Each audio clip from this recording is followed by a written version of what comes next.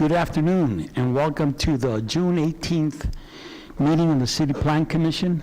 I'm Alfredo Borrego and I chair this commission, and I call this meeting to order at 1:31 p.m. Commissioner Badillo. The City Plan Commission has sole authority over subdivision maps, which is statutorily limited to a ministerial examination of the application's conformance to all applicable code provisions. The staff report for an agenda item may include conditions, exceptions, or modifications.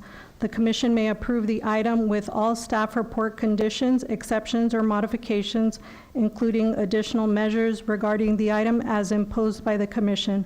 Otherwise, the staff report with all modifications, exceptions, and conditions is approved, and the applicant shall comply with all provisions of the staff report.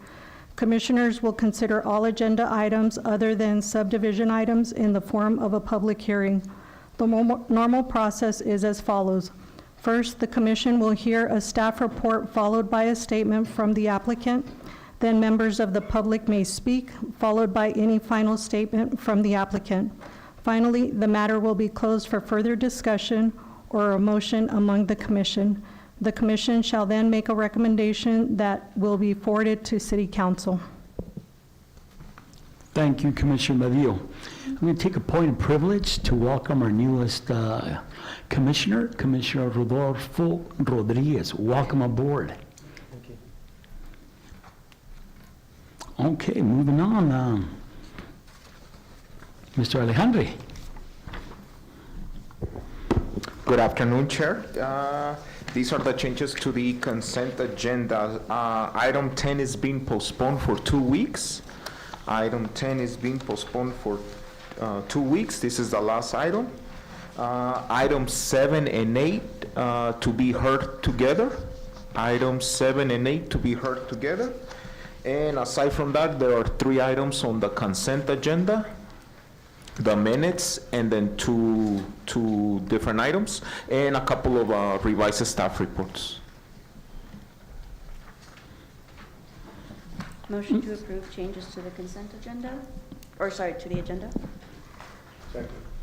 We have a motion and a second. Any discussion? Before we vote, I just want to let the commissioners know that if there's something on the consent agenda that you would like to pull and hear or read about or discuss, you can do it. Seeing no other discussion, all in favor, say aye. Aye. Motion carries. Thank you. We now move to the regular agenda, and that is item number 5. For that, we have Ms. Aguilar.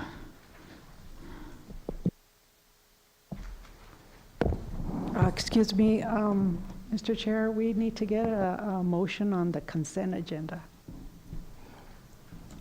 We did, that was just changes? No, it's just the changes. Motion to approve the consent agenda including the minutes. Second. Any discussion? Seeing none, all in favor of? All against? Motion carries. Thank you. My turn. Good afternoon, Chair and members of the Commission. Mirna Aguilar with Planning and Inspections. Item number 5 on the agenda is Graham Estate involving a major combination application. This development is within the City of El Paso limits and is located north of Borderland Road and east of Donovan Drive. The applicant is proposing to subdivide 0.18 acres to create 1 residential lot. Stormwater drainage will be managed by on-site ponding, and this development is being reviewed under the current subdivision code. Here we have the preliminary plat. Here we have the final plat. The applicant is requesting 2 exceptions from the City Plan Commission, and that is to waive the construction of a 5-foot sidewalk along Easy Way Lane, and to waive the construction of 2.25 feet of roadway along Easy Way Lane. Here we have the required and the existing cross-section for Easy Way Lane. And here we have the required and the existing proportionate share for the subdivision on Easy Way Lane. These are the conditions. First picture was taken from the east, from the new proposed subdivision, and the other one was taken from the west side. The exception request to waive the required improvements meets the criteria under Title 19 of El Paso City Code of Ordinances. And with that, staff recommends approval of Graham Estates on a major combination basis and approval on the exception request as they both comply with Title 19 requirements. And that concludes my presentation. Thank you, Ms. Aguilar. I have a question. On that road, that current existing road, is that a two-lane, one-way, and one-way? It's a two-way. Two-way, It's a okay. narrow, but it's a two-way. Okay, thank you. Commissioners, questions? No? Thank you, Ms. Aguilar. Can we hear from the applicant? Good afternoon, Commissioners. Jorge Garcia with Site Work Engineering, and we're in agreement with the staff comments. Commissioners, questions? I have a question. There's no sidewalks throughout that whole area? None? Okay. Okay. No ponding either. No what? No ponding either. No ponding? Yeah, all the lots, they don't have ponding. Okay. Any other questions? Thank you, sir. Commissioners, item number 5 is before us. Move to approve the item with all the requests. Second. We have a motion and a second to approve all the items. Any more discussion? None? All in favor, say aye. Aye. All opposed? Motion carries. Thank you. We now move to number 6. Again, Ms. Aguilar. Again, Ms. Aguilar. Good afternoon, Chair and members of the Commission. Mirna Aguilar with Planning and Inspections. Item number 6 on the agenda is Majestic Sands Unit 1 involving a major combination application. This development is in the extraterritorial jurisdiction of the El Paso City County limits, and it's located east of Joe Battle Boulevard and south of Pelicano Drive. Here we have the superimposed aerial map. The applicant is proposing to subdivide 8.46 acres to create a residential subdivision comprising of 38 single-family lots and 1 drainage pond site of 0.77 acres in size. Stormwater drainage will be managed by surface run flow to the drainage pond site provided by the subdivision, and this development is being reviewed under the current subdivision code. Here we have the preliminary plat. Here we have the final plat. Staff recommends approval with condition of Majestic Sands Unit 1 on a major combination basis, and the condition that the City Plan Commissions require the applicant to landscape the rear and all double frontage lots in accordance with Section 19 of El Paso City Code. And that concludes my presentation. Thank you, Ms. Aguilar. Commissioners, questions? Commissioner Carrillo. Hi. So how does the city guide developers to build complete neighborhoods? Is this an opportunity since it's outside the city? It seems like it's not walkable, it's not connected to any other infrastructure. It's just an example of sprawl where we could be building infill development in the city. Sure, Raul Garcia, Planning Inspections. No, thank you for that question, Mr. Carrillo. In this case, as Myrna stated, it sits in the county. So obviously there's no zoning in the county. This is simply a subdivision which has to comply with Title 19 per state law. If the subdivision complies with all code requirements, it has to be approved, right? Or else it opens it up to some liability type issues. But so I think your comment would be best addressed with probably at some point working with the county to establish some sort of standards, maybe a uniform code that would apply to both.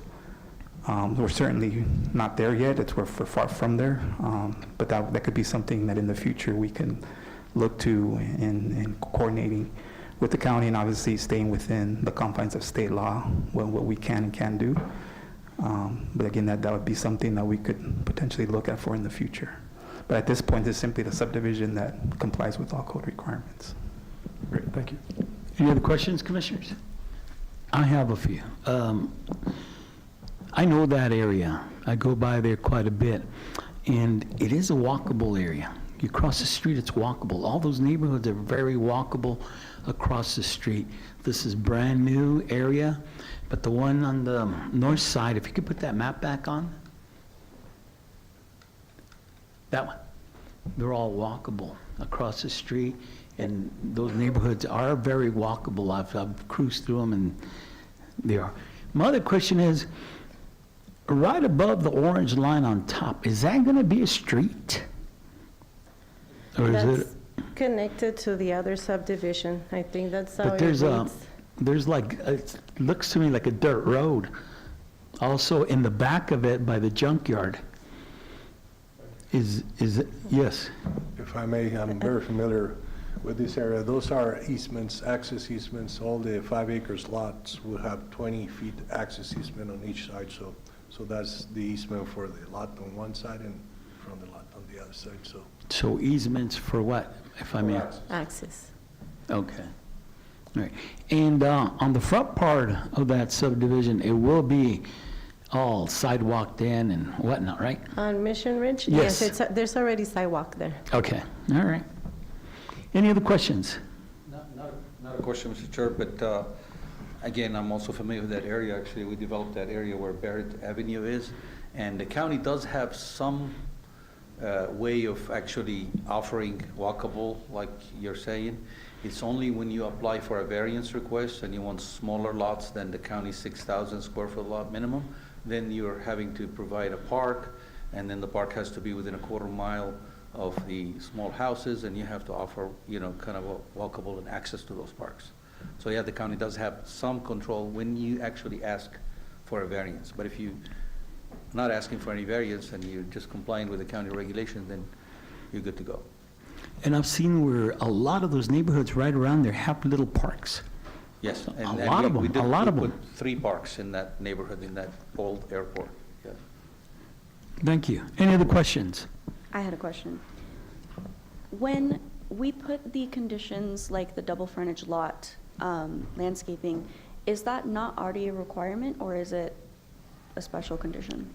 No, ma'am, it's not built into the code. It's built in as an exception that has to be approved by City Plan Commission. Okay, thank you. Any other questions, comments? Thank you, Ms. Aguilar. Can we hear from the applicant? Good afternoon, Commissioners. Alan Herrera with CA Group, and we concur with the staff comments. Thank you. Questions? I have a question. So those are easements, as what the gentleman, Commissioner Uribe says? Access easements. They won't be paved? It's been like that for a while, so I wouldn't know if they're ready to be paved or eventually they'll get paved. Okay. Okay. Any other questions, Commissioners? Thank you. Thank you. Item number 6 is before us. Motion to approve, Uribe? We have a motion and a second to approve item number 6. Any more discussion? Commissioner Carrillo? Yes, sir. Just want to point out that walkability doesn't mean just sidewalks. It means connection to other neighborhoods, to amenities like dog parks, stores and jobs. It means being car independent, and that was the goal of Plan El Paso, to be the least car dependent city in the country. So this is not a walkable area. This is not walkable infrastructure. And so as long as we pass this and meet state regulations, that's fine, but we do get a vote, so I'm going to use my voice and vote to deny it. But as long as it passes, we're not in any trouble, so. Well, let me push back a little bit. For sure. It is walkable as far as supermarkets and whatnot.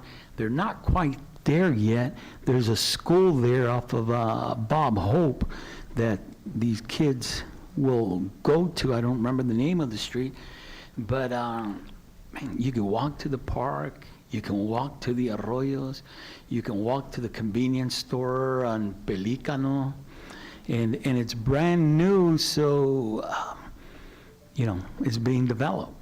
And again, go through there quite a bit, so I see it, and some things I like, some things I don't like, but There is a lot of new development Mm-hmm. on that Mission Ridge, and it's not that far from Pelicano, which they do have like little restaurants and little stores now, that it is walkable to them. And there's a walkable area, like a park, in the next development. They do have a little park, which is not far. It's walkable, because I walked it to see how walkable it was. Got it, so, And if I might add, a year or two ago, that area was rated as one of the top neighborhoods in the state of Texas, the Mission Ridge area. Came out in a magazine of how they're building them, how they're connecting them to be walkable, but again, they're still new. Down the street, and I forget the name of the street, the corner, they got a really nice fire department, and it's all county, so it's a really nice area. mhm. And just in response, I think Plan El Paso has clear direction as to what walkable actually means, as far as what infrastructure is there, what's available. And I live in the second most walkable neighborhood in the state of Texas, and we live in a food desert. So these rankings don't really mean much. But Plan El Paso has clear direction on what is walkable, and in the future, we can actually look at that. But thank you. Any other comments, commissioners, questions? See none, all in favor, say aye. Aye. All against? Nay. Ms. Bernice, roll call, please.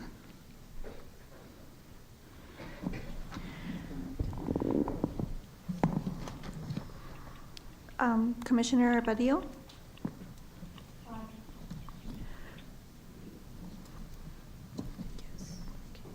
Commissioner Masood? Aye. Commissioner Borrego? Aye. Commissioner Hanson? Aye. Commissioner Rodriguez? Commissioner Uribe? Aye. Commissioner Apodaca? Absent. He's not here. Commissioner Reyes is absent. And Commissioner Carrillo? Nay.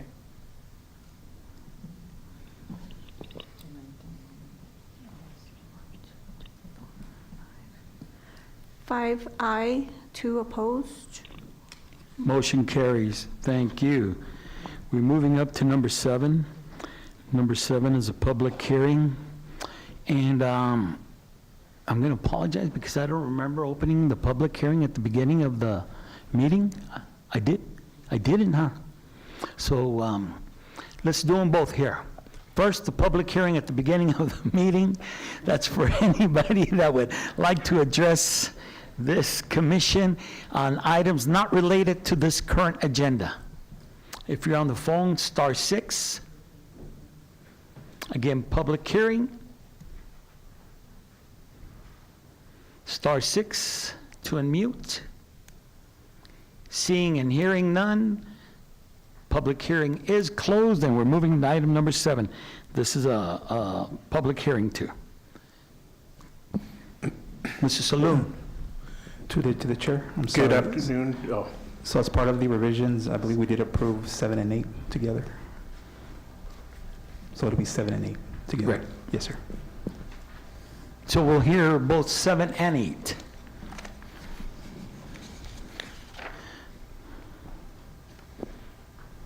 Good afternoon, Chair and members of the Commission. Andrew Sloom with Planning and Inspection. Item number 7 and 8 on the agenda will be heard together, and it is the comprehensive plan amendment to modify the FLUME, the future land use map, and a related rezoning application for the property located south of Artcraft Road and west of West Side Drive. The subject property is 5.10 acres in size, and it is currently vacant. The applicant is requesting an amendment to the Plan El Paso, the city's comprehensive plan, to adjust the FLUME future land use designation for the subject property from O3 agriculture to G4 suburban walkable, to allow for a proposed neighborhood commercial development. This proposed use aligns with the current Northwest Upper Valley Plan. The O3 agriculture is obsolete due to the state highway and neighboring developments. The G4 designation is most characteristic with the property or with the development, which is similar in scale and characteristics to the nearby residential and general mixed-use zone properties and uses. The applicant is requesting to rezone from an RF, Ranch and Farm, to a C1 commercial to allow for a convenience store with gas pumps and also a shopping center. The conceptual site plan does show the proposed layout of the convenience store with the gas pumps and also the shopping center. Access to the subject property will be from West Side Drive, and vehicular access from Artcraft Road to the development does require coordination and approval with TxDOT, the Texas Department of Transportation. The conceptual plan is not being reviewed for compliance and is not binding. And this is the subject property viewed from West Side Road, or Drive, I mean. Properties to the north, currently Artcraft Road, it's bounded by the Artcraft Road State Highway, and across Artcraft Road it is Ranch and Farm and is currently vacant. To the south and to the west are vacant lots that are also zoned RF, Ranch and Farm. And to the east is also a vacant lot, zoned GMU, General Mixed Use.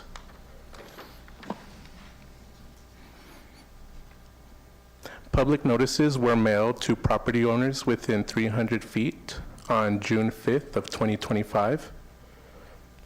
And staff received 2 phone calls and 1 email in opposition to the request. Additionally, staff did receive a petition with 25 signatures in support of the rezoning request. And you can view that on attachment number 7 in your staff reports. Staff does recommend approval of the amendment request to the future land use map. Staff also, one second. Staff also recommends approval of the rezoning request with conditions.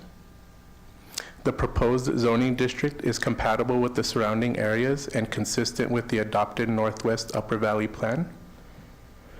Furthermore, the proposed rezoning is in characteristics with the proposed amendment to the future land use map designation of G4 suburban walkable per the plan El Paso, the city's comprehensive plan.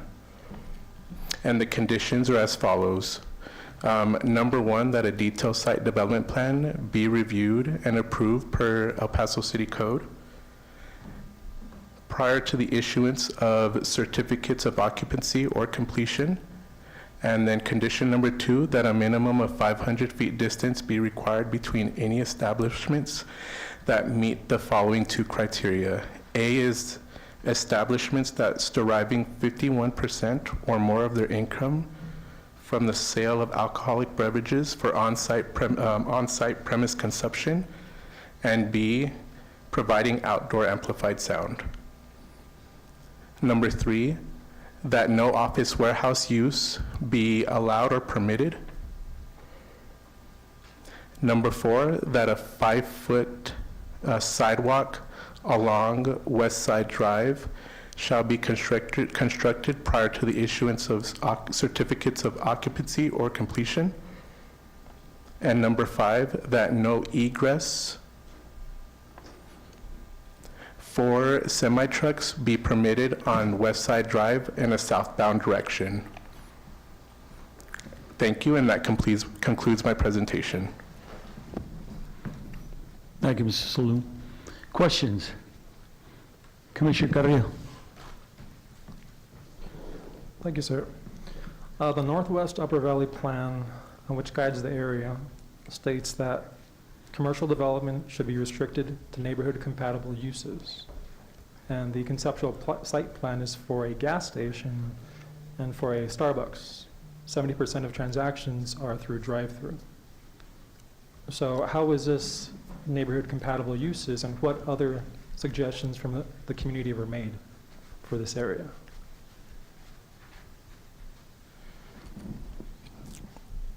So it is going to require a detailed site development plan for review for limiting access from west side through the city streets and maintenance department. For Artcraft Road, they have to coordinate with TxDOT because it is a state highway. So it just depends on how much access they will permit for the commercial use.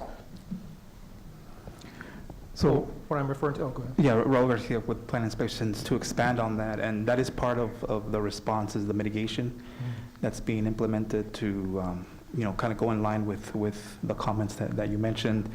When it comes to neighborhood commercial, it's clearly defined in Title 20 in terms of how the purpose of these districts. So C1 is actually designated as a neighborhood friendly commercial district. Correct.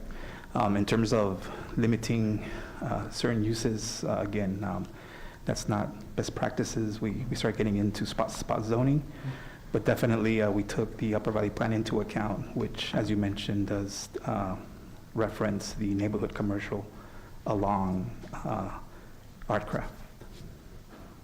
So I asked because the comments in opposition ask for a rec center. The closest one is across the freeway. They asked for a dog park. They asked for a community garden. There were 3, I believe, of those, and 1 phone called in. And all the comments in support, they all follow the same template. So it seems like someone handed out a form and people signed it. I'm just wondering, was that from the applicant? And also, it really lessens the impact of the public comment and support, because do they understand that it's going from 03 to something that's going to be for automobiles? An opportunity is to actually put in a integrated plan for the community instead of one responsive commercial area based on one request. Yeah, no, definitely, I get what you're saying. In terms of the support, I'll let the applicant, since it did come from them, they can speak on that. But again, in terms of your comments relating to neighborhood services, it's hard at this point to dictate the specific uses that, try to impose on properties. That's not the way the code is set up right now. Sure. It's more of an umbrella approach as far as how these districts are designated and purposed in our code. And again, C1 is actually specifically identified as neighborhood commercial district. And I believe that's why we have final pass on the future land use map in general, to allow for overall guidance. And this just seems to be going against the one that implemented by the community, which is my concern. So thank you. Yes, no, thank you for that. And just on that, our comp plan is 12 years, well, going on, about 13 years. Definitely overdue for an update to take into account all the changes that have happened in the past 12 years, especially in this area. And what year was the amendment? Sorry, last question. What year was the amendment to the To master, the Northwest plan? the Upper Valley Plan was, I believe, 2018, 2018, okay, thank you. around there timeframe. 2018. Commissioner Masood, can you please turn on your microphone? Are you talking about the Upper Valley Plan or the comp plan? The Upper Valley was Correct. actually 2004, The original. The original. But it was amended, in 2018? correct, 2018, 2019 timeframe. Yeah. Yes, sir. Thank you. Otherwise, plan will pass, it would take precedence over the 2004 plan, but the update takes precedence over plan will pass. So. Yeah. Any other commissioners? Commissioner Uribe? I'd like to comment a little bit. Where I grew up in Mexico, we had a convenience store on every corner, and for that reason, there was not so much traffic on the streets, because actually people didn't have to get on the car and drive a mile to go and buy something. So I think we need to be a little flexible when we develop, so neighborhoods can go and, get gas or buy milk, and not having to get on the freeway or on the main streets and cause traffic congestion. So I'm for development of commercial in neighborhood areas.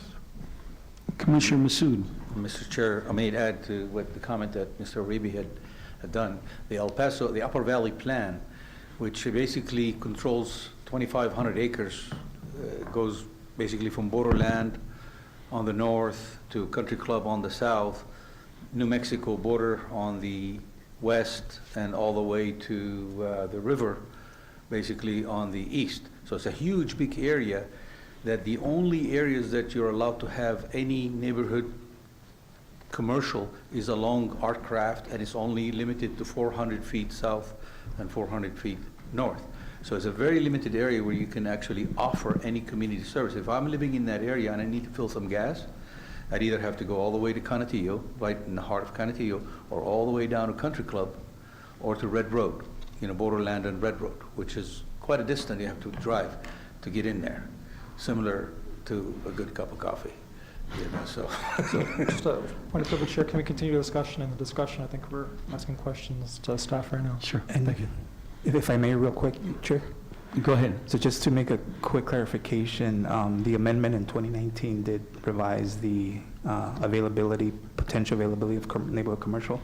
So not necessarily just along Artcraft, but kind of opened it up to wherever it can be compatible within the Upper Valley Plan. Just want to make that clarification. Commissioner Rodillo. Quick question. Are you able to go back to the map that has the entrance off of Artcraft?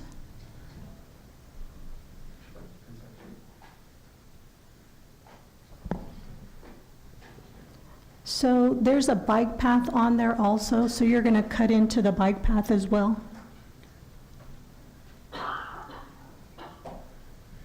Possibly. Again, it depends on the state review for their permission to get access from Artcraft. So it'll either cut into the bike path or they'll keep the path across the driveway for access. So I would just add to that, just like any other property that has frontage along existing bike paths, obviously they still need to have that access to the right-of-way, and there's certain building standards that have to be complied with in terms of safety and providing safety for pedestrians for the crossings. But yeah, definitely something pretty standard in terms of that driveway design, taking into account their needed access to the right-of-way as well as the existing bike path.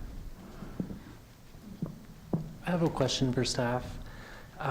So would it be possible when we bring projects like this forward to include distance to basic services like groceries, gas, health, just to start to give us an idea whether we're creating a disparity? Understanding that this wouldn't fall solely on the applicant, it's a city issue. Right. So what as has been touched on our discussion, our guiding document is Plan El Paso. And that's really what, in order for us to be consistent with all these applications that come before us and before the commission, we need to be consistent and base it off what the guidance that Plan El Paso provides.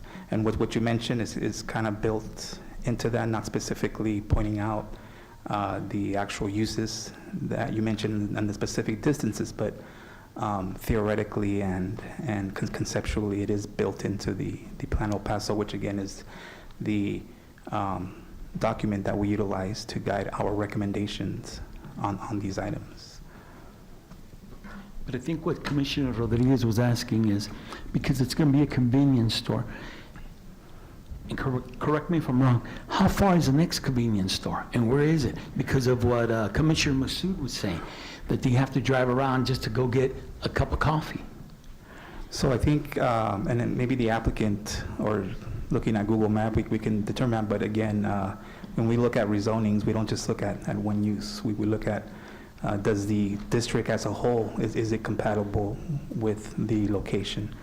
And we don't just, just concentrate on one particular use. We got to take the whole district, the litany of uses that we permitted in that district. Thank you, Mr. Garcia.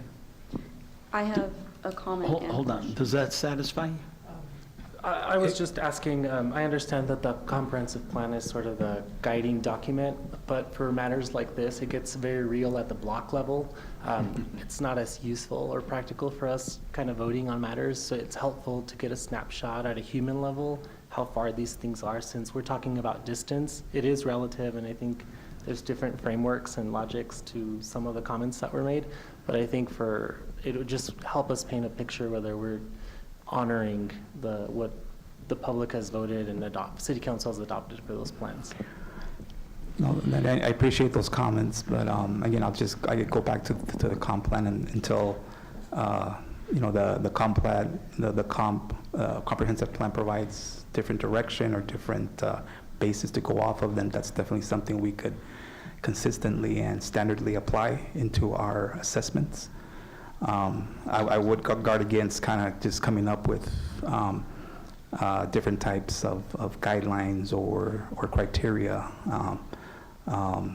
to assess these applications. That's when we get into the potential for some maybe spot zonings or maybe some situations that may open up to potential liability issues for the city.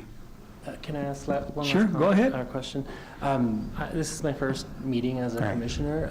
I don't know if this is the forum to ask for a sort of multi-hour briefing on the comprehensive plan and electing by any commissioners who would benefit from that. I know there's some new council members as well that have expressed interest, so. Right, so obviously the document is available online, and we can definitely provide a copy to you. But again, as I touched on before, it is due for an update, and that is in the works. So maybe what you speak of can be part of that, the drafting of this new comp plan. That's definitely something that we could look into as part of that process. So I'll get an email with a document. It's online, but yeah, we can send it to you, sir. And That's would not it a be problem. possible to request time with staff? Sure. If we have questions as a body? Again, we need Not to as think a about, body. the But you can, walking quorums. yeah, well, I think a good starting point would be, since you have these particular questions, we can definitely sit down with you. Yeah. Personally, yes, sir. any other questions, Ms. Commissioner Rodriguez? Sure. Commissioner Hanson? So Gomez Grocery is down McNutt, down West Side Drive, maybe a mile, and it failed. It failed maybe 10 years ago, if not longer, because it wasn't on Artcraft. There wasn't enough neighborhood, not support. I'm sure the people that were within, walking Speak into distance. the mic, please. Within walking distance, loved that grocery store, but it failed because it wasn't close enough to enough people. I would love if something like Gomez Grocery were right here, but just because we approved the zoning for that doesn't mean that, I don't really understand. We can't spot zone, right? So I don't know. Is this being built on spec? Do y'all know? Are they planning on putting a Starbucks, or this is a conceptual design? At this point, for the applicant, for this purpose, it's conceptual. The applicant can definitely expand on its finality. Yeah, Please- and please- are they allocating right-of-way for the Artcraft expansion? I believe that was something that happened through TxDOT. Okay, Yes. great. Yes, Thank you. Please remember, commissioners, that this is a rezoning only. Eventually, they might come back with us with a site plan. Is that correct, Mr. Garcia? That is correct, Mr. Borrego. Not only a site plan, but a subdivision plan where Okay. that additional right-of-way. Yeah. But will we don't be- have any authority over a site plan as long as it complies, right? You're correct, but it will also capture these conditions that we're imposing on the property, ensuring that the intent of those conditions is being met. Okay, thank you. Any other questions? One question, sir. Commissioner? I have a question about the Northwest Upper Valley Plan Amendment. One of the ideas in there was to preserve any redeveloped farmland and it stated that 30% of the farmland should be preserved for public use and enjoyment. How does that work? Because at this level, we're rezoning one element. Does that get rid of that condition? Or do we need a plan to take care of the whole O3 area? How will this land be preserved? So if you recall, Mr. Carrillo, the previous plan from 2004 had a 2.5 dwelling units per acre condition in certain areas. So those areas had a C on them, an overlay as part of the condition. This property is outside that area. With the amendment, that condition changed over to the 30% open space requirement, again, specific to a certain area within the Upper Valley Plan. Again, this property is outside that area. Got it. So I think we're being asked to set a precedent, so thank you. Any other questions? Thank you, Mr. Saloom. Can we hear from the applicant? Good afternoon, George Alou with SLI Engineering, and we agree with all staff comments. Commissioners, questions for the applicant? I have, Commissioner Carrillo, go ahead. Yeah, so I was just wondering about the letters of support. They were all like handouts that were signed by individuals. Were those passed out door to door? I'm sorry, I wasn't in charge of the letter of support. Okay. I think I will have to refer to the client. Are they present? I didn't distribute any letters. I didn't ask for support. Are there anybody, is anyone speaking in support of the item here today? Well, the applicant. Well, from the public? Well, the applicant, Oh, okay. Well, I mean, he represents the owners. right, So he should have the answer. that's true. So I was just wondering, because when it's a templated system like this, it's hard to know, like, did they understand the full issue? They didn't come with their own words, they're not showing up in person, so. I mean, maybe they went around the neighborhood. They met with the neighborhood association. And maybe when they met with the neighborhood associations and they had these letter of supports already, I mean, if somebody is in support of it, they'll sign it. They're not just gonna sign on a blanket letter. Correct, maybe. But So I they're believe just they not- met with the entire neighborhood association and they were all in favor of it.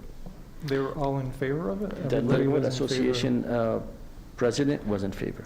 Okay. And I that's how believe many- she represents the neighborhood. I'm pretty sure she does. Okay, because there were comments opposed to this with other Yeah, ideas. so yes. Just want to make sure we get the language correct. Thank you. Let me make a comment on that. Usually when you get a template like that, that's why in our background, they all had their names, their addresses, phone numbers, emails, and each one read it and signed it. And I'm sure that, I don't know, but I hope that staff went through them and found out that all those in support are legit. Correct, Mr. Garcia?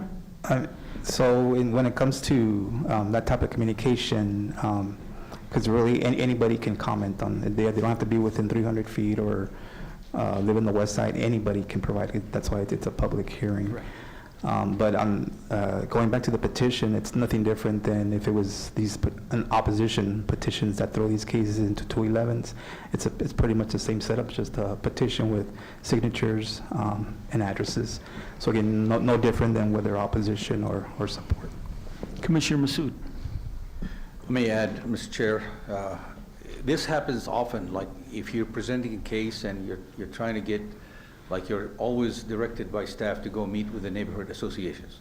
You're not going to go individually unless somebody reaches out to you. So the best way to do it is call the neighborhood association in the area. They will set up a town hall meeting. I was in one last week at the Enchanted Hill.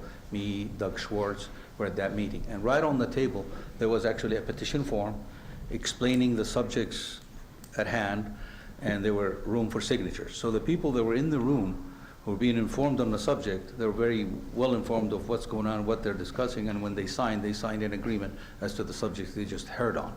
So that's one way of getting petitions signed. Okay. Second, when you meet with the neighborhood associations that have a president, a secretary, and a vice president, and they agree on the terms and they're in favor of your project, it doesn't necessarily mean that everybody in the neighborhood agrees with their own neighborhood association. There's always be somebody who's not happy, and we all know in life, you can't please everybody. but you're not gonna stop your progress because of one person, or two people, or three people, versus a much higher number. And may I add something? And, go ahead.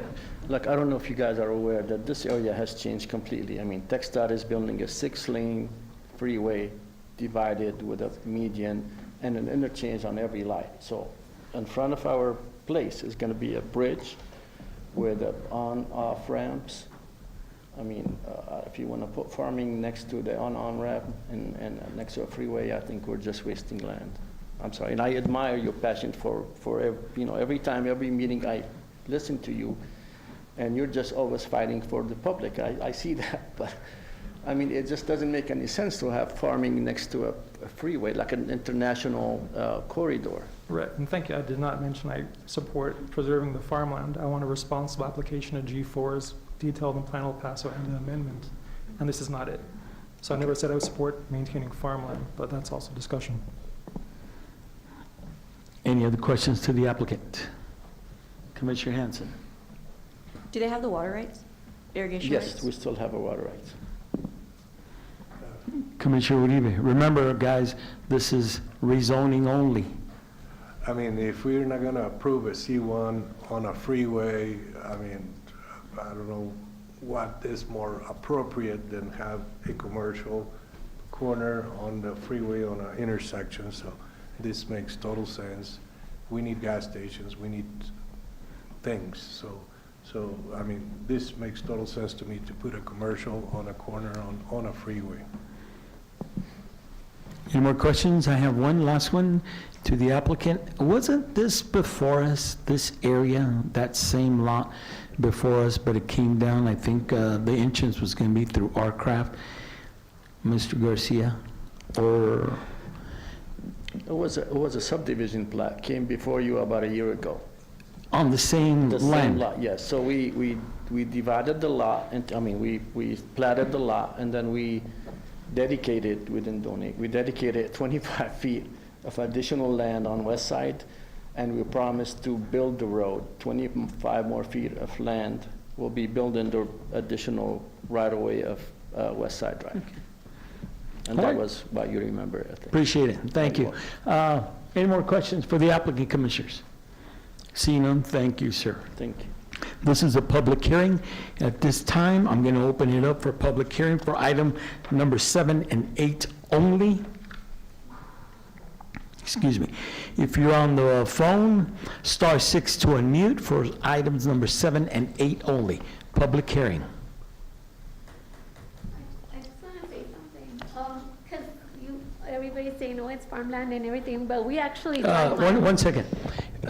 Please state your name. Patricia And Castillo, good you have afternoon. 3 I'm minutes. sorry. I've And never you have been to, here. hold on. And you have 3 minutes, and Mr. Garcia will keep tab of the time. Okay. Go ahead. I'm not going to take that long. I just want to say, because the farmland, we actually drive miles away just because we don't have a lot of farmland over here. But everybody saying, oh, build on every, like, I heard somebody say about, oh, we need more convenience stores and everything, but we're actually losing a lot of that. And I'm actually here because of where they're trying to zone another spot. And I think it's popular in El Paso that they start zoning places and they start making it commercial, but they don't actually think of the access first. Like the roads aren't prepared for the things they're building already, so it turns into a mess actually. And that's what we're in right now. Like I live off Talbot Street, and that's where the outlet mall is. It comes into Talbot actually, and we have a mess there. I live in a little street where even if they put a traffic light, it's like so small that I know they're gonna be running the red light. And it's just like, I mean, obviously we have to like advance and build some stuff, but not everything should be like he said, like I heard somebody mention, we need more convenience stores and everything, but everybody has a car now. We can drive and everything. We don't need them all over the place, I mean, we still enjoy our farmland and our private places, to see the beauty and everything. We don't need a lot of commercial stuff. And That's all I have to say, but I'm going to have to speak another time because actually an area where I'm concerned about is coming up. And on that street on Talbot, it's 40 miles per hour. The kids walk through there to school and everything. There's no sidewalks. The people actually take the middle lane where you just turn to just drive through because there's so much traffic. It's increased like 100%. And they haven't worked on the roads or anything. They're just building commercial. It's all about money. They forget about the little people, you know? So whenever you guys make your decisions, I would like you to consider that because it does, I mean, the residents do matter. Everybody's building to make money. It's come down to that. And thank you for your time. Thank you. Any other speakers? If you're on the phone, star 6. One more time. Public hearing for items number 7 and 8. Star 6 to unmute. Seeing and hearing none, public hearing is closed. Commissioners, item number 7 and 8 are before us. We'll take them both in one motion. Move to approve both items with all staff recommendations. Second. We have a motion and a second to approve number 7 and 8 with all staff recommendations. Any more discussion? Yes, sir. Commissioner Carrillo. So I just want to be clear that I'm in full support of developing responsibly, G4. G4 is very clear that things need to be walkable for the neighborhood. A gas station is not walkable. It's not an amenity. People explicitly asked for a rec center or a park, a community garden.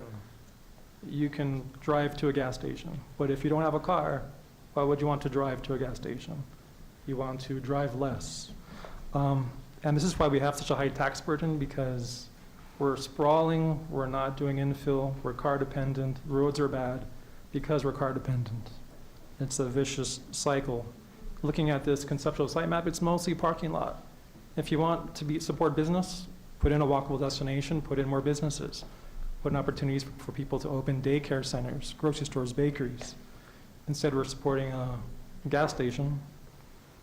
And so I want to put this burden of responsibility on the people that support this rezoning because I talk too much.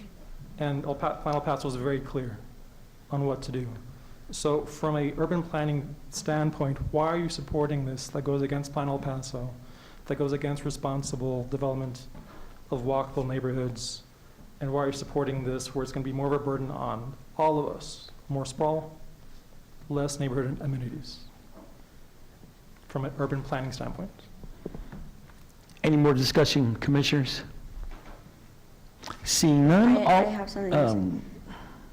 So we had a different subdivision, which it doesn't really comply with the definition of walkability. It's not what I would consider near any sort of amenities. There's an Alamo Draft House like a mile away and across a large street. I wouldn't consider that walkable, but we're legally required to pass that. You denied that one. This is within our subjectivity. Why no stand on this? And I'm not saying that you have to, or that like I think you should vote differently. I'm saying we cannot impose spot zoning, but why on that one when we have legal obligation to pass that one and not on this one when we have subjectivity? Well, I'm voting to oppose this one, for sure. Didn't you just vote to approve? Well, might as well, because we're going to get approval anyway, so at least I'm on the record.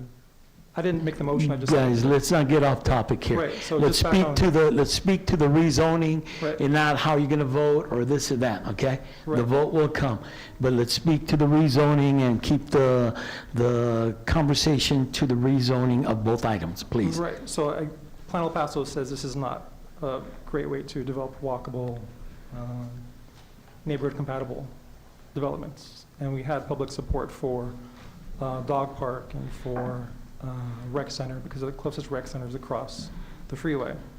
So, can you speak into the mic? This is a transparent meeting, so we do need to have all of our comments on record, please. And I still have the mic, so thank you. Yeah, sorry. So public comment mentioned that the closest rec center is across the freeway. So I'm opposing this because it sets a precedence for developing the rest of the area without any deliberate plan. This is just a spot rezoning, a spot amendment to the flume. And there have been 28 amendments like this since 2012. So obviously we're not following through on Plan El Paso. So if we actually follow through on what the community wants, what they said during the amendment to the master plan and the master plan itself, we wouldn't be doing things like this. So I'm asking, why do people support this? Because I oppose it. Commissioner Hanson. You approved without any conditions other than what staff recommended. Staff recommended that trucks are allowed to turn onto West Side if they're going north. We had somebody come in and talk about how we're not upgrading road infrastructure when we give these new rezonings. This is our option to impose conditions that they upgrade the road if they're going to allow left turns. Yeah, left turns on West Side. Did I misread the staff report?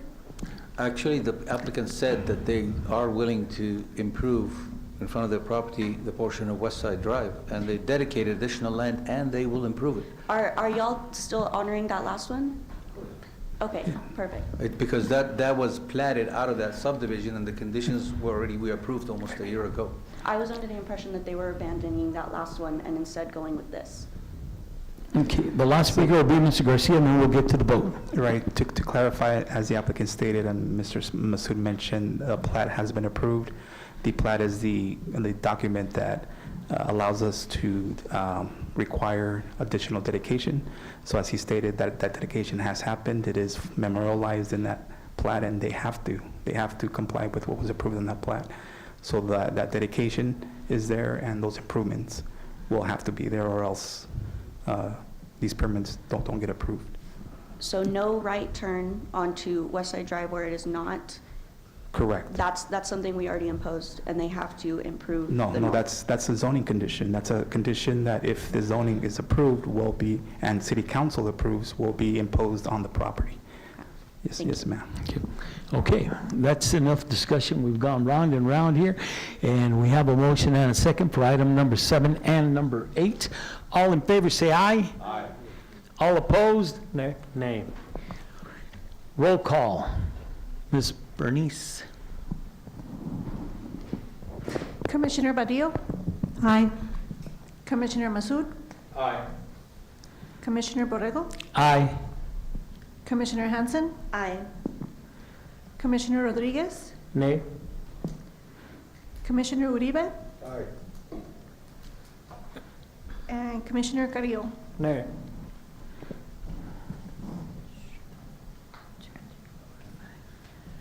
Five yeas, 2 nays.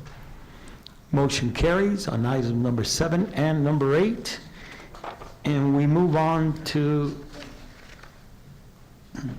the last one, number 9. For that, we have Mr. Saloom again.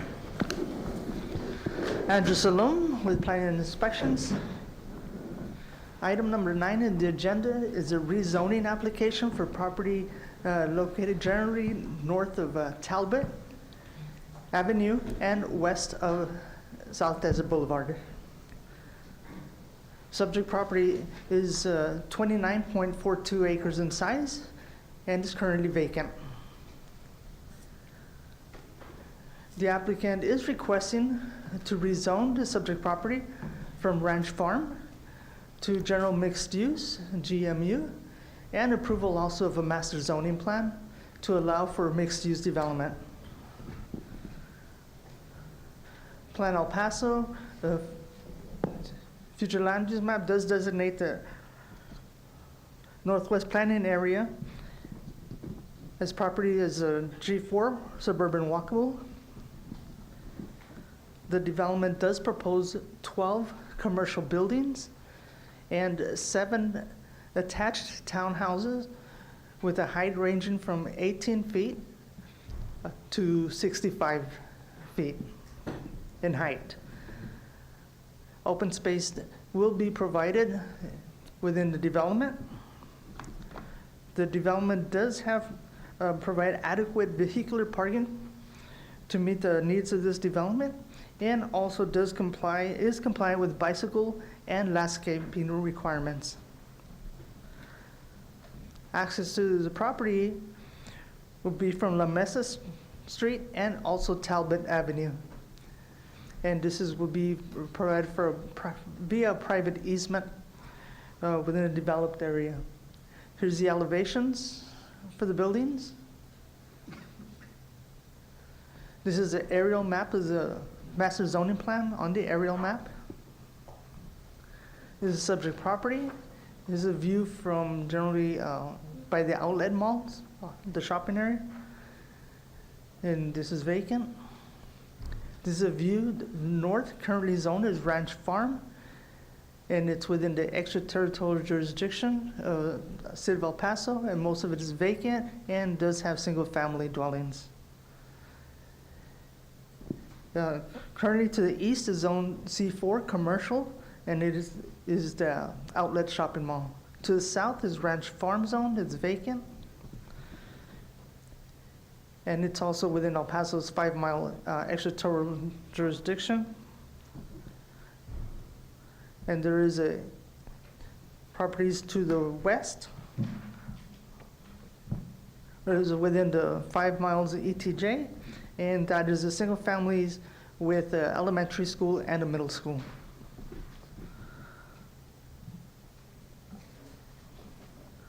Public notification were mailed out to property owners within 300 feet on June the 5th of 2025. And currently, staff did receive one phone call and an email of inquiry, but did not receive any support or opposition from the public. Staff does recommend approval of the rezoning request and master zoning plan with the following conditions. Condition number 1 is that a 10-foot landscape buffer with high-profile native and naturalized trees at least 2-inch in caliber and 10 feet in height be placed at least 15 feet on center of the property line abutting residential district and/or uses.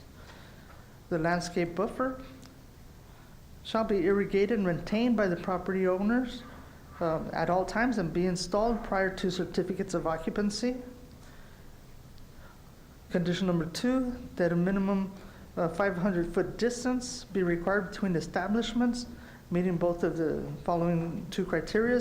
1, that establishment deriving 51% or more of income from the sale of alcoholic beverage on premises, that are consumed on premises, and also providing outdoor amplified sound. And condition number 3, a 6-foot high masonry wall be erected along the western property line of the Talbot Place Unit 2 subdivision.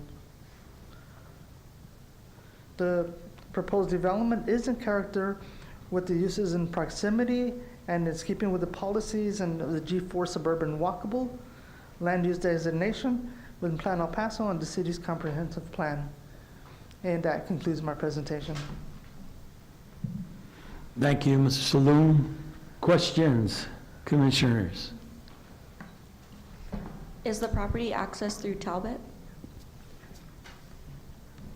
Yes. IT, can you bring up the presentation again? The MZP, this is imposed on the aerial. There's a private easement, and it's by the outlet mall, and it's off of Talbot, and also access from La Mesa on the other side. Okay. And that'll be improved, and they'll be connected to South Desert Boulevard. La Mesa will be improved, or both of them? Excuse me? La Mesa will be improved, or both of them? To the north of the property is La Mesa. Will Talbot be improved, or no? That is coordination with the state, with the TxDOT. Mr. Chair, if I might, Luis Zamora with Planning Inspection. Just to clarify, this is not, improvements on La Mesa is not part of this Right. request. This is only a zoning. Correct. Again. But if I may, Chair, to, Mr. Garcia. again, thank you, Luis, for those comments, but to further clarify, there was a traffic study done, and part of that, the recommendation of that study was to, in the future, at some point, improve La Mesa and connect it to Desert. The La Mesa came in front of us, right? Like, we discussed that? That was just a question. But Talbot wasn't addressed in that traffic This study? property does not abut Talbot. They will be accessing, as described by Andrew, through the existing outlet malls, through, I believe, multiple access easements, driveways within the property. There will be a way to get from Talbot all the way through this property, as well as the outlets up to La Mesa. Commissioners, please be aware that this is a rezoning only, and what they're showing that they want to be built could be built or it cannot be built. Okay? This is only rezoning. Correct, Mr. Garcia? That is correct, and just like any other development, especially large developments, it is phased, so this is not going to happen tomorrow. And in tandem with that development, the infrastructure will also come into play as well. Commissioner Massoud. Mr. Garcia, what you mentioned that there was a requirement of a TIA as part of this rezoning. In fact, I believe it was the plat. The plat preceded. That came before Correct. us Yes, sir. quite a few weeks back, and one of the requirements that was mentioned at the time that La Mesa will be improved to a portion. Would that be the responsibility of this developer or just in the future? This developer. It is tied to the impact from this Exactly. development. And I think that the applicant did implicate at the time that they will be improving La Mesa, taking care of it. But Talbot is quite a distance away from where this property is, and they'll be accessing from the main access that the outlet mall has. From the which is existing- right adjacent to the parking lot. Correct. Yes, sir. Thank you. Any other questions, Commissioners?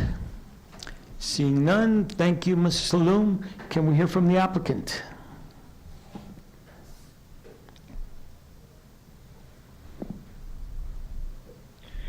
Good afternoon, Chair and Commissioners. Conrad Conde with Conde Incorporated.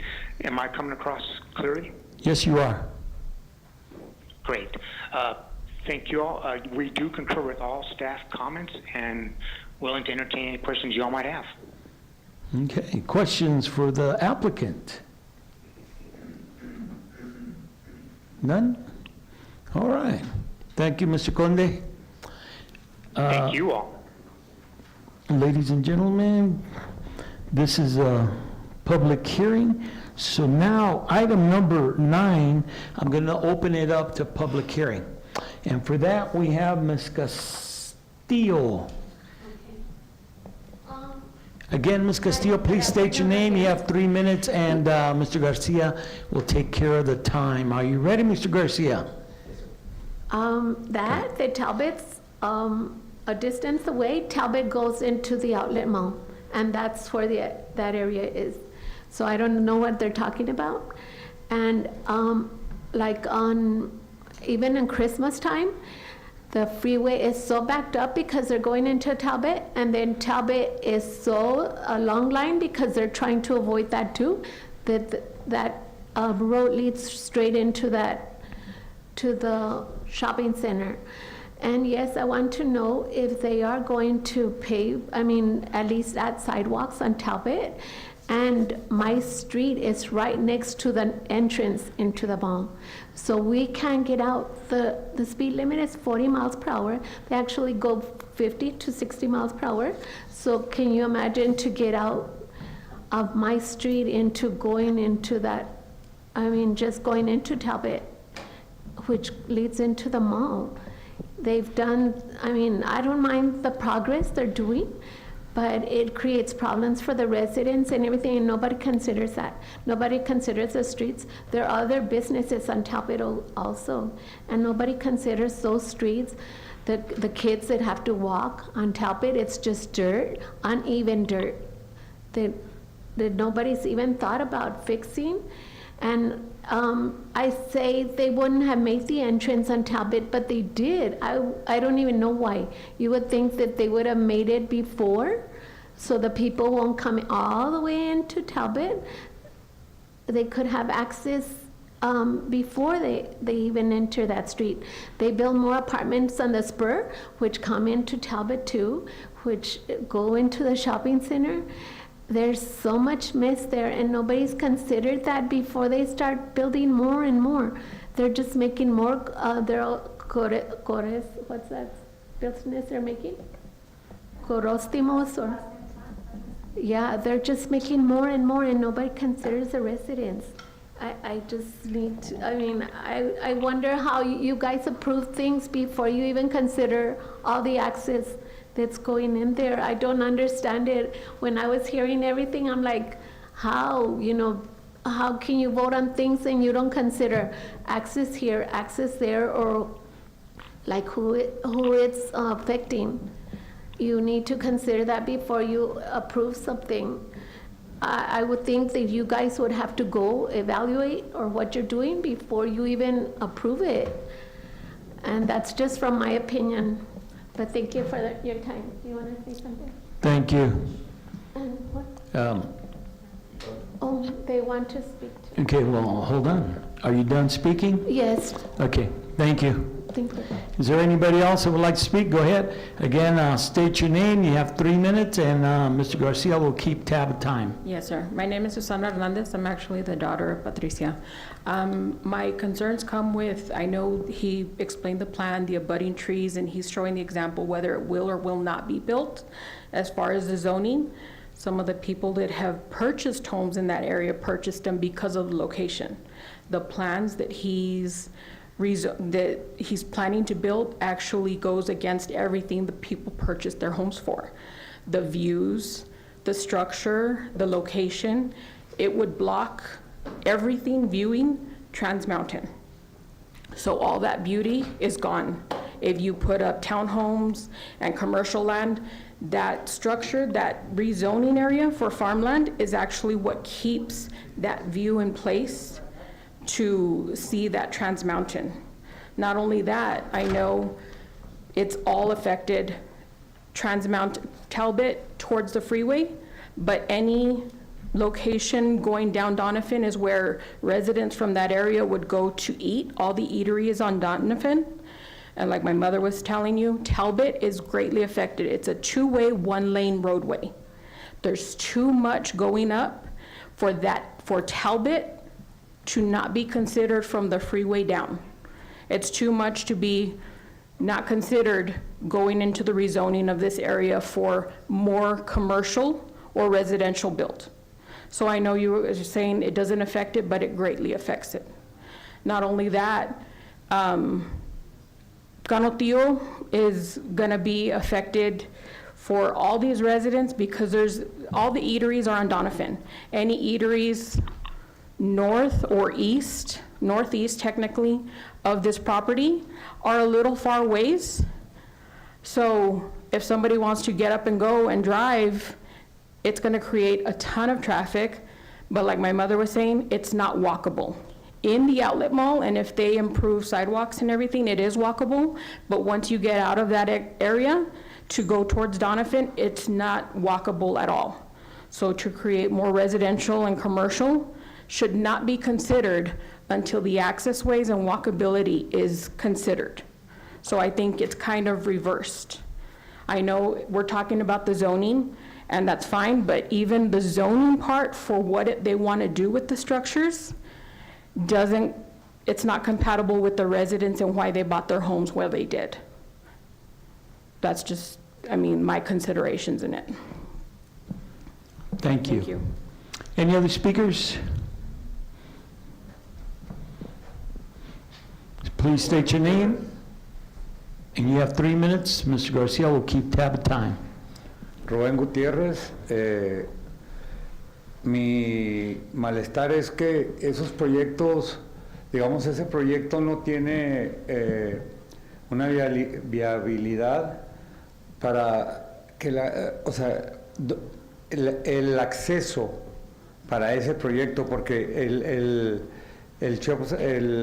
centro comercial que está ahí apenas se da abasto con lo que hicieron, pero ahora con uno nuevo se necesitan que nos digan cuáles van a ser las vías de acceso de ese no lo que ya hay, porque lo que hay...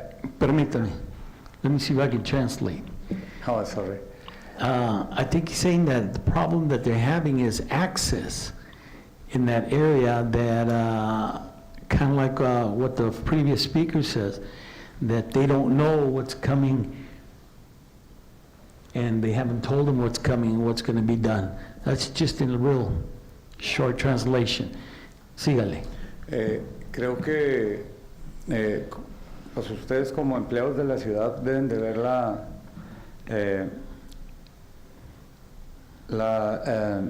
lo que necesitamos nosotros los que fuimos a los que vivimos ahí.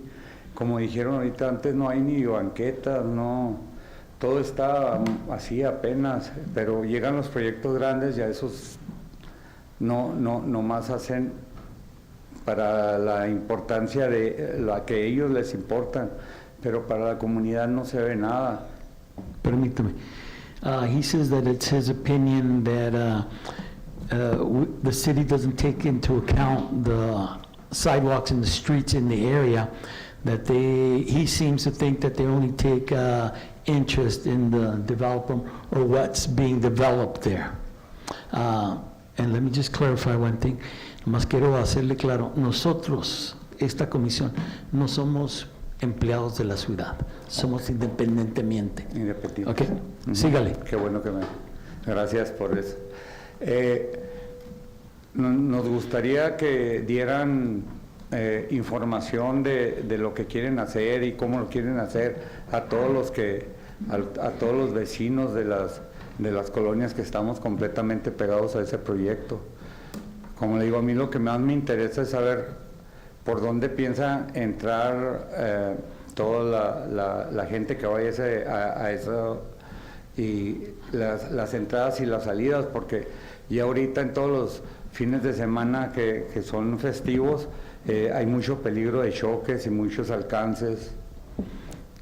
He's saying that he would like for the city or city planning to please inform him of all these modifications that are coming in the future before it gets to us, and that he worries about all the traffic that is going into the malls, especially on weekends, on holidays, that it creates a big problem, big old hazard, whether it's people or cars and whatnot.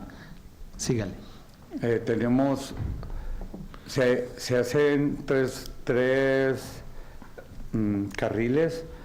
El del medio es para ir por Talbot, uno para dar a vuelta izquierda, otro para entrar al centro comercial es uno, y se hace una fila hasta el I-10. He's saying that on that road, it's a 3-lane road. One is a turning center, the middle one's to turn, and that the traffic backs up all the way into I-10. Sígale. Y sería bueno, así como nos llegó esa carta por la que estoy aquí, que nos mandaran una carta con realmente las cosas que nosotros como personas que vivimos ahí nos interesan, como eso le digo, los accesos, si va a haber semáforos, si van a ser glorietas, porque realmente en esa calle ya no cabemos, no es para eso. What he's saying that in the letters that the city sent to him, that he would like for them to tell him ahead of time of what's coming up, whether it's roundabouts, four-way stops, or whatnot. And I'm sorry, the speaker does have 30 seconds. Tiene 30 segundos, señor. Ok. Recuerden también que los días festivos no nomás son los días festivos americanos, también son los días festivos mexicanos, porque ahí llega toda la gente del norte de la República, desde Coahuila y parte de Sonora, llegan a comprar al Paso y llegan ahí, que es las tiendas baratas. Entonces, si se dan una vuelta antes de decir si aprueban o si no aprueban, que se den una vuelta en tiempo real, cuando esté el problema ahí, para que vean que lo que se está planteando aquí no nomás es un negativo nomás porque sí. Muchas gracias. Thank you. What he said on his last comments is that don't forget that it's not just American holidays, it's Mexican holidays. So when the Mexican people are on holidays, throughout the northern part of Mexico, they like coming into the outlet shops because they're the outlet shops. And also, he said that for us to go by, not when it's not a holiday, but when it's an American or Mexican holiday, so that you can see the traffic and what they have to put up with. Okay. Yes, sir. May I? Yes. May I, Chair? Thank you. So I think just to briefly respond to some of the, and clarify some of the comments made, and I want to thank the speakers for showing up to speaking this afternoon. Just to be clear, this property is not farmland. It is zoned ranch farm, however, it's not farmland. In terms of access, since that was mentioned, keep in mind the access is going to be integrated with the existing facilities, basically kind of an extension of the existing mall. So all access will be shared. And I know traffic during the Christmas season was brought up, but I think we can all agree that's a situation for all parts of towns and during that season, that time. Two more things. One thing, this MCP, the master zoning plan is binding. Okay, it's not conceptual, it is binding. So if this property is ever developed, it has to follow what's being shown. Any major changes have to come back through this commission as well as city council. And the last thing, and again, I want to thank the three speakers that showed up today. As you can see, this is surrounded by residential property owners. There was there's about 54 notices sent, so 54 different property owners were notified of this request. And again, I think the three that did show up, but again, there was a large number so this notification, just like any other zoning, did encompass a large amount of property owners. Thank you, Chair. Thank you, Mr. Garcia. Any more public speakers? If you're on the phone, star 6 to unmute. One more time. Any more public speakers?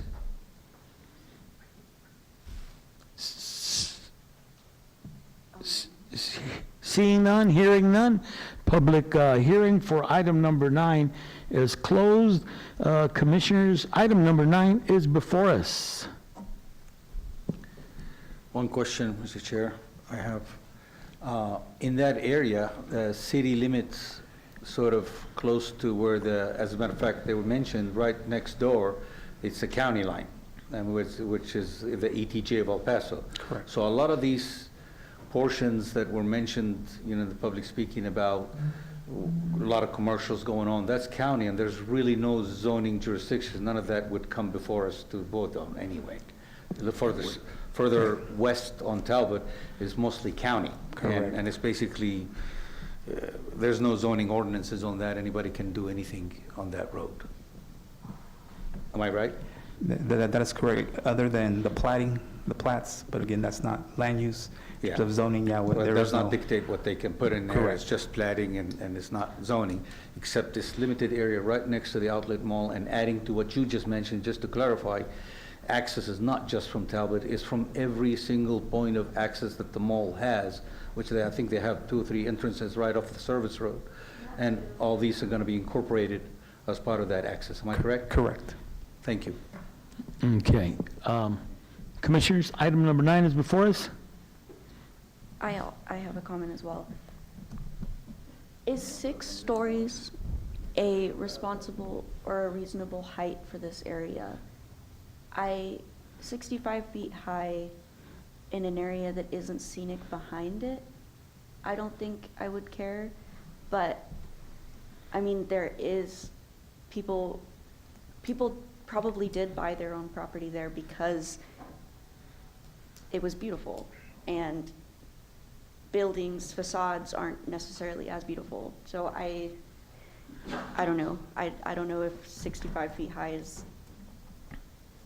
is something I would be willing to vote on. Commissioners, item number 9 is before us. Carrillo, move to approve. Second. We have a motion and a second to approve item number 9. Any discussion? I have Commissioner Carrillo. I think I just want to address the public really quickly. So to reduce traffic, we need G4 developments like this all across El Paso. So the fact that we're putting sprawl on the east side means that people are driving to destinations like this on the west side in your neighborhood, also my neighborhood downtown. And I live in an area where it's walkable few people own cars, but we deal with traffic from around the city. So we do need this across the city. So please contact your city rep to hold this commission accountable and for your city rep to appoint people to follow through with Plan El Paso. Because for 12 years, we have not been following through, and that's why we have such bad traffic and such bad sprawl, such bad taxes. So I'm for this because it is a good example of a walkable neighborhood. You look at the aerial map of the outlet malls. The parking lot around the outlet mall is twice the size of the outlet mall. In this new development, it's about half the size of all the buildings. So the people that live there will be using this area, and it's also a buffer between the outlet malls and the residential areas. So it's a compromise. It's not the best, but this serves as a buffer of mixed commercial and residential between the commercial area and between you. So that's actually a smart way to apply G4, as we did not do earlier today.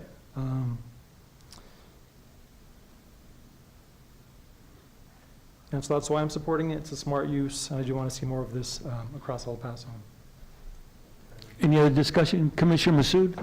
I think, just to comment on the 60 feet height on that building, and that's just common for a 3-story townhome height or multifamily, which is needed. We can hardly find anything in the city where it's affordable for somebody, a starting family, buying or having a place to live that is affordable without us allowing townhomes or patio homes or that kind of, the single families is becoming way too expensive, starting at $350,000 wherever you go in any new community.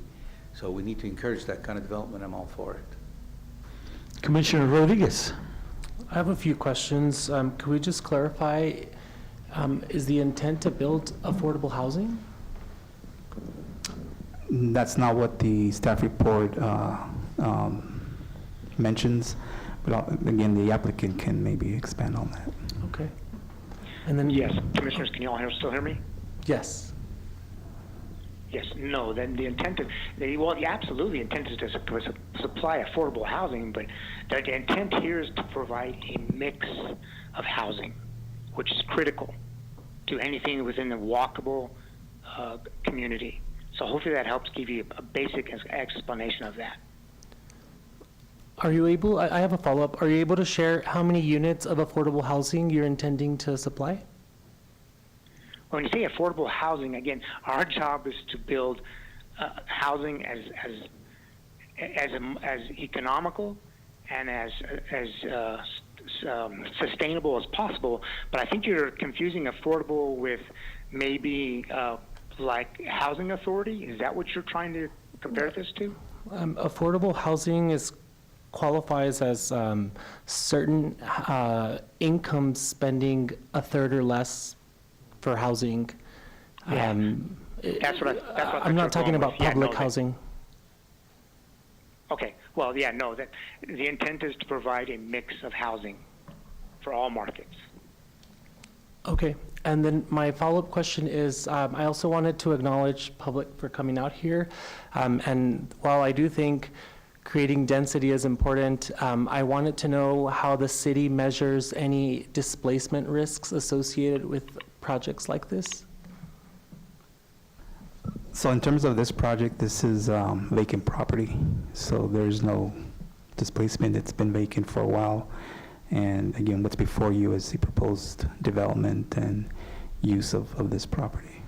What about displacement risks of residents surrounding the property or the site? The rezoning affects just this property, sir. There is no, what's happening today does not involve property outside this subject property aside from the necessary infrastructure.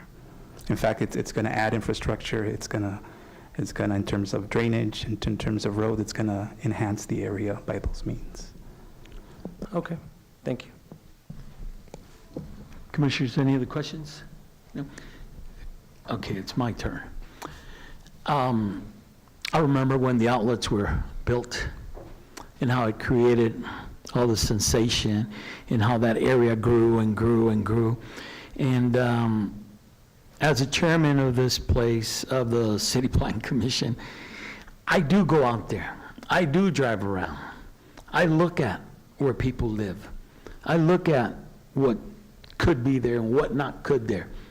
I have the time to go out there, whether it's on the west side, east side, and I like to do that so I can get a better feel. I know that on the west side, as I live on the east side, outside my house, sometimes I just stand there kind of foolishly and look at the mountains and see how nice it is. Look at the J, look at the A of Austin High School. When people come around, I point out, look, we got this, we got that. We used to have an aerial tramway. So I understand what the young lady was saying about the view, okay? But I also understand that when you have something that's profitable, that grows like the outlet malls, and then they build around it and more, then it affects the communities. It's great to have the outlets there. But now the view, even though they say, well, maybe the mountains are going to be a little bit taller than the building. Yeah, but first thing you're going to see is the building and not the mountains of what they've been looking at for decades. I see that. So it's hard for me to accept a development like this because next time they'll move over a little further north or a little further south and start blocking those views that these people decades ago, years ago, bought their houses for. I'm sure that you wouldn't like for somebody next to your house to build a big old wall where, wow, now I can't see what I like to see because he built a 2-story or 3-story house. I mean, you know, it happens. They've been there a long time. And those are just my comments. Okay? Commissioner Massoud. I think one of the requirements were actually to put the buffer with the landscape buffer, which means trees, and trees grow higher than 60 feet. So that already is there as a requirement by the city to put that buffer between the commercial and the residential.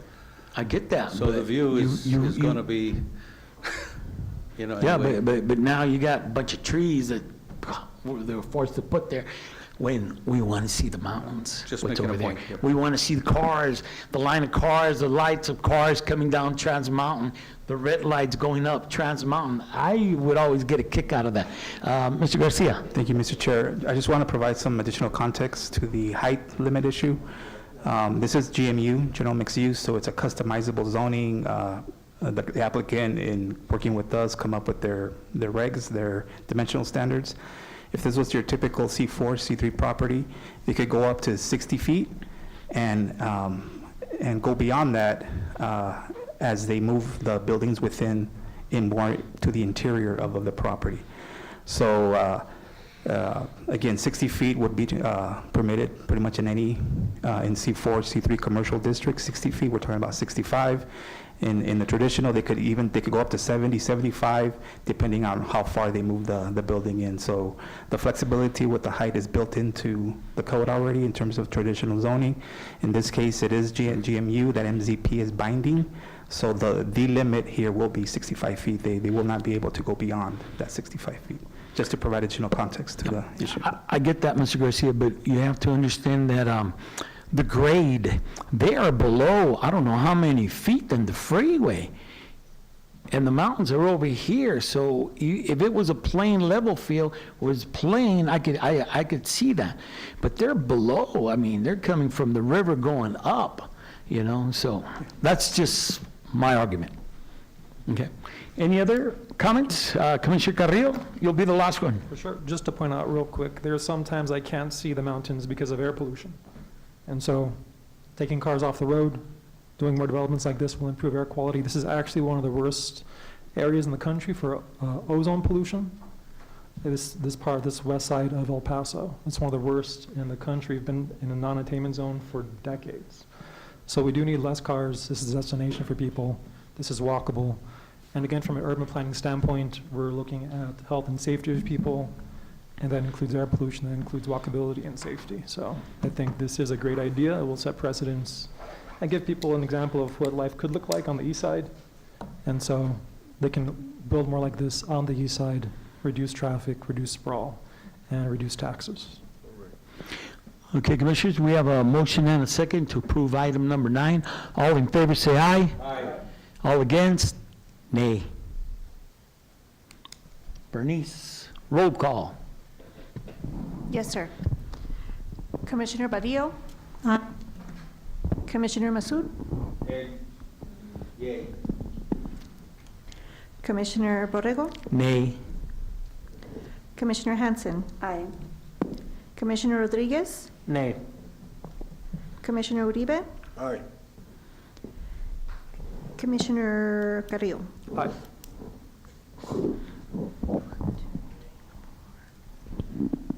Five ayes, 2 nays. Motion carries. Thank you. I'll entertain one more motion, Commissioners. Motion to adjourn. We have a motion and a second to adjourn. Any discussion on that one? No? All in favor, say aye.